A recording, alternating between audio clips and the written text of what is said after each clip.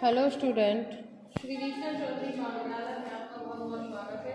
आज हम BA first semester में जो आपका भोजन के कार्य हैं यानी फंक्शन ऑफ फूड, यानी क्या क्या ऐसे खाना खाने से आपके क्या क्या ऐसे कार्य हैं जो शरीर में संपन्न होते हैं, तो उनमें जो सबसे पहला है वो है आपका शारीरिक कार्य, दूसरा है मानसिक कार्य, तीसरा है आपका सामाजिक कार्य।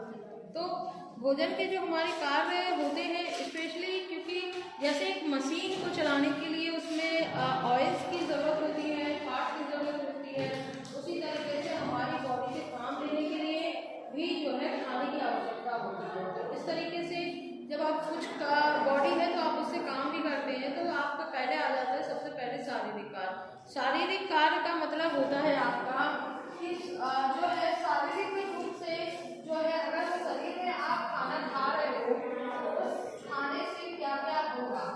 तो सबसे पहला जो काम है जब आप खाना खाते हो तो पोषक तत्व आपके 6 होते हैं: प्रोटीन, कार्बोहाइड्रेट, फैट या लिपिड्स जिसको आप बोलते हैं, विटामिन्स, मिनरल्स एंड वाटर। तो किसी न किसी रूप में आप उन्हें खाते हो खाने के माध्यम से।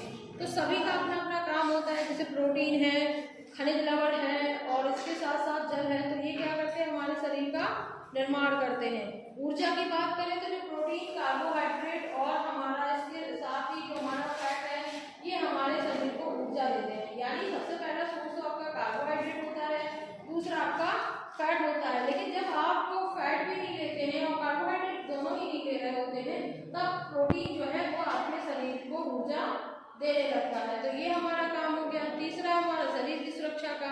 तो जो शरीर की, अब जब आपका शरीर है, आपकी बॉडी है, जब आप उससे काम कर रहे हैं, जब उसका निर्माण भी हो गया है, तो उसकी सुरक्षा भी बहुत जरूरी है। तो ये हमारे करते हैं विटामिन, मिनरल्स एंड वाटर। तो ये जो तीनों हमारे पोषक तत्व या न्यूट्रिएंट्स होते हैं, ये हमारे शरीर की सुरक्षा करते हैं। तो इस तरीके से देखा जाए तो शरीर निर्माणक भोज्य पदार्थ जो हैं इनमें पर्याप्त मात्रा में शरीर का निर्माण करने, शरीर के ऊतकों में होने वाली टूट फूट की मरम्मत करना और नई कोशिकाओं का निर्माण करना, तो ये सारे काम जो हैं हमारे शरीर निर्माणक के अंतर्गत आते हैं। इसके लिए जो भोज्य पदार्थ हम ग्रहण करेंगे उनसे हमें प्रोटीन, मिनरल और उसके साथ साथ वाटर। तो वाटर इंटेक की जो आपकी है तो वो आपका पर बॉडी वेट अकॉर्डिंग टू, जैसे 20 किलो आपका भार है तो उस पर आप 1 लीटर पानी लेंगे। अगर आपका 60 किलो वजन है तो आपके लिए पर डे 3 लीटर सफिशियंट जो है होता है। तो पानी के बाद अब आती है बात कि मिनरल्स एंड खनिज लवण और प्रोटीन आप किन पोषक तत्वों से लेंगे। तो वो आप दूध और दूध से बने जो मिल्क एंड मिल्क प्रोडक्ट जो आपके होते हैं, मिल्क आप जानते हैं, मिल्क प्रोडक्ट भी जैसे कि आपका कर्ड, दही होता है, इस दही के साथ साथ छाछ, मट्ठा और पनीर, चीज़, जो भी चीज़ें दूध से बनाई जाती हैं उन सभी चीज़ों से आपको जो है प्रोटीन मिलता है। इसके अलावा मांस, मछली, अंडा जो कि आपके प्राणिज प्रोटीन में आते हैं, एनिमल प्रोटीन जो आपकी होती है उसके लिए आप लेते हैं। इसके अलावा वनस्पति जगत से ले सकते हैं दालें, चना, सोयाबीन, सूखे मेवे, सैम, मटर, मूंगफली और तिलहन, अनाज, मेवे, इन सब चीज़ों से जो है आपको प्रोटीन मिलता है। साथ साथ इसके आपको मिनरल भी मिल जाते हैं। तो इस तरीके से आपके शरीर का निर्माण जो है होता है और ये इसका शारीरिक कार्य के अंतर्गत आपका शरीर निर्माण कार्य। दूसरा आपका है ऊर्जा प्रदान करने वाला। तो इसके लिए सामान्य भोजन में जैसे कि आप अनाज, शक्कर, गुड़, शहद जो आपका होता है, इसके अलावा मुख्य फल व सब्जियां और इसके अलावा मक्खन, तेल, घी, तिलहन जो है इनसे भी आपको एनर्जी मिलती है। क्योंकि जो आपकी तेल वाली चीज़ें हैं यानी घी है, आपका वसा वाली जो चीज़ें हैं उनसे भी आपको एनर्जी मिलती है। और जो आपका कार्बोहाइड्रेट होता है वो आपको शर्करा के रूप में या फिर स्टार्च के रूप में जो है आपको लेना होता है। स्टार्च के रूप में आपको अनाजों में मिलता है और शक्कर के रूप में जो चीज़ें डायरेक्ट आपको खाने में मीठी लगती हैं उन सभी चीज़ों में जो है कार्बोहाइड्रेट होता है, जो कि हमारे शरीर को एनर्जी देता है।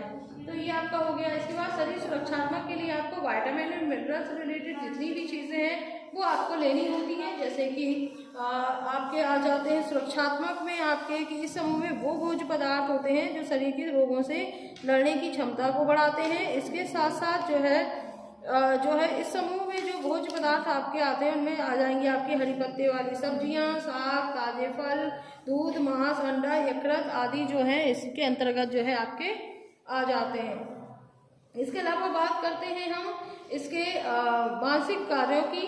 तो मानसिक कार्य के अंतर्गत आधुनिक जो आपके साइंटिस्ट हैं उन लोगों ने जो है बहुत सारी जो रिसर्चेस की हैं उनके आधार पर जो है ये सिद्ध किया है कि भोजन केवल भूख शांत नहीं करता बल्कि वो पोषण का काम भी करता है और इसके साथ व्यक्ति की अनुभूतियों को व्यक्त करने का भी एक उत्तम साधन होता है।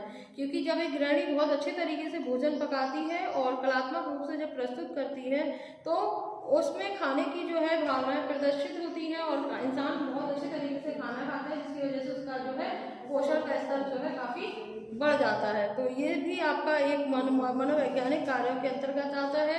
तीसरा है आपका सामाजिक कार्य, जो कि काफ़ी इम्पोर्टेंट है दोनों के साथ साथ। तो मानव कैसा है, एक सामाजिक प्राणी है, वो सोशल ग्रुप में रहना जो है वो काफ़ी पसंद करता है।